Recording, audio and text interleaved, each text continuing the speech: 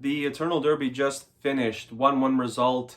Partizan and Red Star Belgrade. Partizan took the lead around the 30th minute, I guess, of the first half. In a half that actually Red Star was better in, and so it's ironic that Red Star scored their first goal in the half where they were probably worse than their opponent. But to kind of backtrack a little bit, I'll start from the starting lineups. Everything that you'd almost expect, except Živković not starting and actually not playing at all. So Živković didn't even get a chance to play here. Krstičić started from the start, which was a bit of a surprise. I didn't have him starting in my predicted starting lineup. Iraković started as I had suggested in my preview that he would. Playing on the right-hand side, and I thought, honestly, if we look at the game as a whole, I know Kate scored the goal, but I thought Iraković was probably the man of the match for Red Star in this match. The first chance, came in the 4th, 5th minute where Vujacic and Saničani kind of bumped into each other. The ball gets served on a platter to Dioni, and Popovic, the Partizan's keeper, stops the ball. This is in the 4th, 5th minute. It's chances like this that you have to take in the derby, because you just don't know how many you're gonna get. And Stankovic, if we rewind a little bit, said at his conference yesterday, if you're a center forward in the derby and you get 2 chances, you have to score 2 goals. Dioni missed, or I should say it was stopped by Popovic, who did a great job of stopping it, by the way, taking nothing away from him. But these are the chances they have to bury. There were some half chances as the match went on. Katai later on hitting the cross woodwork off a beautiful cross. I think it was from Rodić actually. Hit the woodwork, and it looked like Red Star had most of the possession, most of the chances, and then I think it was the 34th minute. Natko kind of scores a goal pretty much out of nowhere. Boren should have done a much better job of stopping it and getting to the post. To be fair though, Rodić and Krstičić also didn't do their job in kind of blocking off Natko. And Partizan goes up 1-0 basically from nothing. They didn't really have any chances until that point, and I would say the next 10 minutes were pretty much Partizan's. They created another 2 chances that they probably should have scored and maybe even put the game out of doubt. But then you could also say, if Red Star scores on their chances, then this game also would have been finished. In the second half, again, Partizan, I think, had a lot more chances. Red Star didn't look like they were, not that they were attacking much, they just weren't creating much. So, Stankovic throws on a bunch of kids, and Marko Lazetic came on at halftime, and should be mentioned, for a 17-year-old, he was very calm on the ball, whether it was taking on defenders, whatever the case may have been. Watching him play, looked like he's played in 15 of these derbies, not his first. Stanic came on as well, who is another 20-year-old who signed from the lower tier. I thought he was really good as well. Krstičić went off at halftime.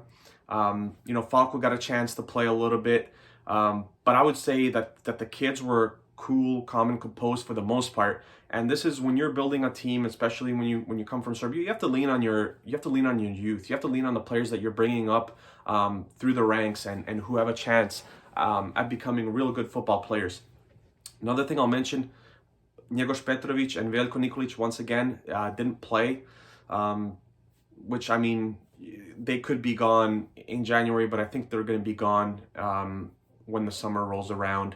There were offers for Petrović in the summer. There were some offers even for Nikolić, and now they're going to go probably for half the price that they would have gone, which is something that the club didn't do really well this summer. They should have sold them when they had the chance to and earned some real money. Instead, we keep them and we don't even play them.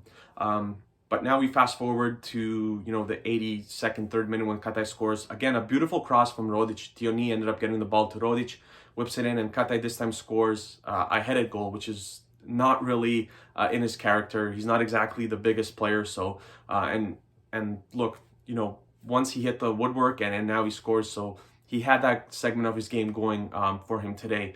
And the rest of the match, I think Partizan had another good chance in like the 88th, 89th minute. But it was pretty much all possession kind of based as the match went on. I will say one thing about VAR. Urošević had a nasty challenge towards the end of the match on Falco, which I think could have been a red. The goal that Red Star scored, Lazetic kind of got his foot up high on Vujacic. Again, VAR not used. It could have been called, a free kick for Partizan. I think that the point of the match that a lot of people didn't talk about is when, I believe it was off Kate's header. So the ball hits the woodwork and, it's falling down, and Ivanic is waiting to kind of head it onto goal from 4 or 5 yards out. And I think it was Sanicin who just came and kind of pushed them off the ball. Again, VAR not consulted. It's a goal scoring opportunity. And, you could have had a shout for a penalty. But putting that aside, I think this was one of the better derbies that we've seen probably in the last 5 or 6. It was the first half was action-packed, more from Red Star's perspective, and I would say the second half was more of Partizan's chances or missed chances. Ricardo had a really good chance to score where he could have laid it off to Urošević. Terzic, I believe, had a clear shot on net as well that just went wide. So it was a very good derby, and I think when you take a look at the two teams as a whole, Partizan's lead is still at 2 points. If they won, it would have been to 5, and it would have been really hard to come back from for the rest of the season, even though there is, the playoff and then there's a lot of matches left. But it seems like once one team gets rolling, it's very hard to knock them off, or very hard to defeat them or even draw against them. So the fact that it stays at 2 and, probably 2 more derbies for the rest of the season, one in the second half and then the playoff, I think this is a better result for Red Star. Partizan obviously wanted all 3 points to kind of create that gap. And when you take a look, Pavko didn't play, neither did Ben. Without pretty much your first and almost your second center forward, Red Star has to take this match. I mentioned Suma yesterday. I thought that maybe he could be on the bench. He wasn't even on the bench, so clearly I think Partizan is going to part ways with him come the January transfer or market, or even in the summer. I don't know what his contract situation is like, but it looks like he's not in their plans going forward, so they could look to sell him, or again, I don't know what his contract situation is, so maybe he just leaves on a free. Something to monitor as well. But I mean, if you're Red Star, you take the positive, you take the point from this game. Players look dead tired after a really tough match against Braga that they ended up winning 2-1. But I think kind of the winner of this match, even though it's a draw, was probably Red Star, that they keep it at 2 points. And it should be a very interesting season going forward. I thought Sonogo, before I go, Sonogo and Kanga, they were really good in the first half. In the second half, they tailed off a little bit. Again, they played against Braga as well. Totally understandable, but they're very kind of soft on the ball.